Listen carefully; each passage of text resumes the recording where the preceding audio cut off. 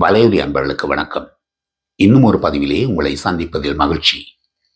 கடந்த சில பதிவுகளுக்கு முன் கனேடிய பிரதமர் ஜஸ்டின் ட்ரூடோ அவர்களது அரசியல் நிலைமைகள் பற்றியும் அவர் பதவியை துறக்க வேண்டியே ஏற்படலாம் என்றும் சொல்லியிருந்தேன். அந்த வகையிலே சில தினங்களுக்கு முன் ஜஸ்டின் ட்ரூடோ அவர்கள் தனது பதவியை துறந்திருக்கின்றார்.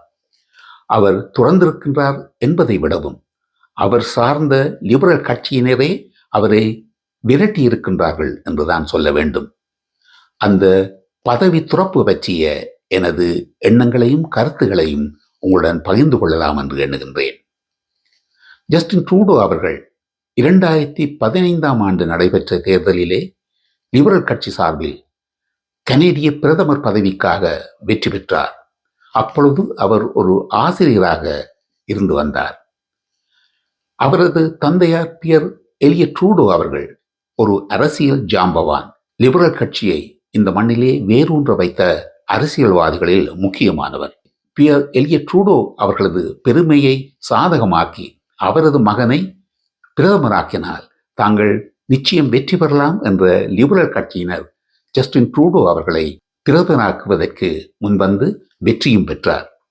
ஆரம்ப காலங்களில் பிரதமர் ஜஸ்டின் ட்ரூடோ அவர்கள் ஆசிரியராக இருந்த காரணத்தினால் அமைதியானவராக எல்லோரிடமும் அன்பாகவும் பண்பாகவும் பழகி வெற்றி பெற்றார். ஆனால் காலப்போக்கிலே அவருக்கு கிடைத்த பதவி அவரது போக்கிலே மாற்றத்தை கொண்டு வந்தது. முதல் முறை அவர் வெற்றி பெற்று பிரதமரான பொழுது அவரது மந்திரி சபையிலே 2 பெண்கள் அந்த மந்திரி பதவியை விட்டு விலக வேண்டி வந்தது. காரணம் என்னவெனில், ஜஸ்டின் ட்ரூடோ அவர்களுக்கு பொருளாதார வகையிலே உதவி செய்த மொன்ட்ரியலை சார்ந்த ஒரு ஸ்தாபனம் ஒன்று முறையற்ற வகையிலே தேர்தல் செலவுகள் பற்றிய கணக்கை காட்டினார்கள் என்ற காரணத்திற்காக அந்த ஸ்தாபனம் மீது வழக்கு எடுக்க வேண்டிய ஒரு நிலை ஏற்பட்டது. ஆனால் முறையற்ற வகையில் அந்த ஸ்தாபனம் நடந்து கொண்டதனால் அந்த ஸ்தாபனத்தின் மீது வழக்கு தொடக்க வேண்டிய நிலை ஏற்பட்டதும் அந்த துறை அமைச்சரை அப்படி செய்ய வேண்டாம் என்று ஜஸ்டின் ட்ரூடோ அவர்கள் தடுத்ததன் காரணமாக அந்த பெண் அமைச்சரும் தனது பதவியை துறந்தார். காலப்போக்கிலே ஜஸ்டின் அவர்கள் 2வது தடவையாகவும் பெரும்பான்மையாக அவரால் வெற்றி பெற முடியாவிட்டாலும் தேசிய ஜனநாயக கட்சியின் உதவியுடன் அவர் ஆட்சி அமைத்தார். ஆனால் அவரது பெருமை உலகம் முழுவதிலும் இருந்த அரசியல்வாதிகள் மத்தியிலே எல்லோராலும் போற்றப்பட்டதன் காரணமாக, முக்கியமாக டொனால்ட் ட்ரம்ப் போன்றவருடன் இவர் நல்ல நட்பை வைத்திருந்த காரணத்தினால் இவரது போக்கிலே அதிகாரத்தன்மை அதிகரிக்க தொடங்கியது. அதன் காரணமாக அவரது காதல் மனைவி சோஃபியா கூட அவரை விட்டு பிரிய வேண்டி வந்தது. அரசியல் கட்சிகள் 2 சித்தாந்தங்களை தங்களுக்கு உதவியாக எடுத்துக்கொள்ளும்.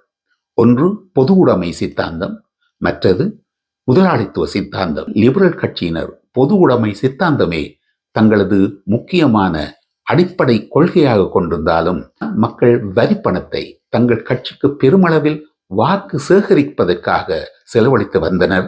வாக்கு வங்கிகளை உருவாக்கி கொண்டிருந்தனர். அதன் காரணமாக உலகின் பல பாகங்களிலும் இருந்து இந்த நாட்டுக்கு வரும் அகதிகளை அவர்கள் பற்றி சரியான தகவல்களை கண்டறியாமல் ஏற்றுக்கொண்டார்கள். அதன் காரணமாக பல தீவிரவாத கொள்கைகளுக்கு ஆதரவாக இருந்தவர்கள் கூட இந்த மண்ணிலே அதிகப்படியாக குடியேறி தங்களது தீவிரவாத போக்குகளுக்கு சாதகமான செயல்பாடுகளிலே தீவிரமாக ஈடுபட்டு பணம் சேர்த்து கூட சுகபோக வாழ்க்கையை வாழ ஒரு சிலர் ஆரம்பித்திருந்தனர். விரும்பியோ விரும்பாமலோ இந்த தீவிரவாதிகளின் போக்குகளுக்கு ஆதரவாக இருக்க வேண்டிய கட்டாயத்திற்குள் இருந்த மக்களின் ஆதரவை எல்லாம் ஒன்று திரட்டி லிபரல் கட்சியை வெற்றி பெற வைக்க வேண்டும் என்பதற்காக இப்படியான தீவிரவாத போக்குகளை எல்லாம் கண்டும் காணாமல் இருப்பதில் ஜஸ்டின் ட்ரூடோ அவர்கள் முன்னணியில் இருந்தார்கள். இந்தியாவின் பஞ்சாப் மாநிலத்தில் காலிஸ்தான் என்ற ஒரு நாட்டை உருவாக்குவதற்காக கனடாவிலே தீவிரமாக முயன்று கொண்டு அதற்காக பணம் சேர்த்து தங்களது முயற்சிகளை முன்னெடுத்து சென்று கொண்டிருந்தவருடன் நல்ல நட்பை வளர்த்து கொண்டார்.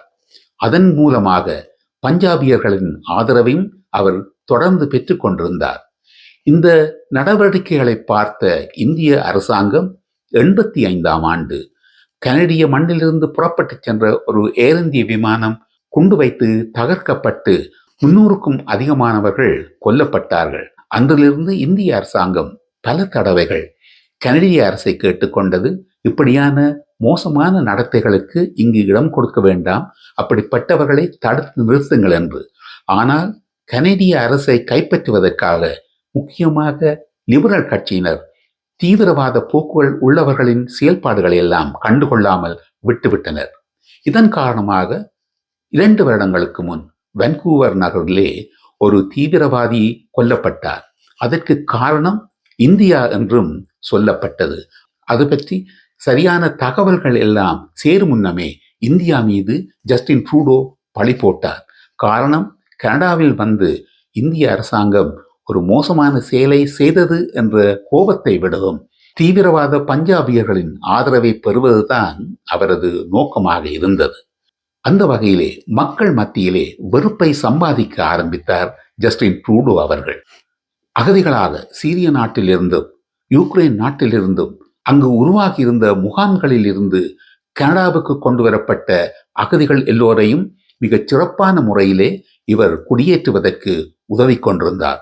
ஆனால் அமெரிக்கா வழியாக ஆப்பிரிக்காவில் இருந்த கருப்பினத்தவர்கள் எல்லாம் டொரண்டோ வீதிகளிலே படுத்து எழும்ப வேண்டிய சூழ்நிலையில் இருந்து கொண்டிருக்கின்றார்கள். இவையெல்லாம் ஜஸ்டின் ட்ரூடோ அவர்கள் எந்த அளவுக்கு இன நிற பேதங்களை தனக்கு சாதகமாக ஆக்கிக்கொண்டு மனிதர்களை நடத்தி வருகின்றார் என்பது போன்று மக்கள் மத்தியிலே வெறுப்பை உருவாக்கி கொண்டிருந்தார் என்றுதான் சொல்ல வேண்டும். இந்தியாவில் இருந்து இங்கு வந்து வாழுகின்ற இந்துக்கள் வைத்திருக்கின்ற கோயில்களுக்குள் காலிஸ்தான் தீவிரவாதிகள் கூட்டமாக சென்று அடிதடிகளில் ஈடுபட்டு அமைதியின்மையை இந்த நாட்டிற்குள் ஆரம்பித்திருக்கின்றார்கள் என்பது கவலைக்குரிய விடயம். உலகில் மக்கள் வாழுவதற்கு மிகச் சிறந்த நாடுகளில் ஒன்றாக இருந்த நாடான கனடா இன்று பொருளாதார ரீதியில் கூட மிகவும் பாரதூரமான சரிவை சந்தித்திருக்கின்றது. கனேடிய டாலரின் பெறுமதி கூட மிக மோசமாக விழுந்திருக்கின்றது. சிறப்பாக இருந்த நாடு இன்று மிகவும் மோசமான நிலைக்கு கீழ்த்தள்ளப்பட்டிருக்கின்றது.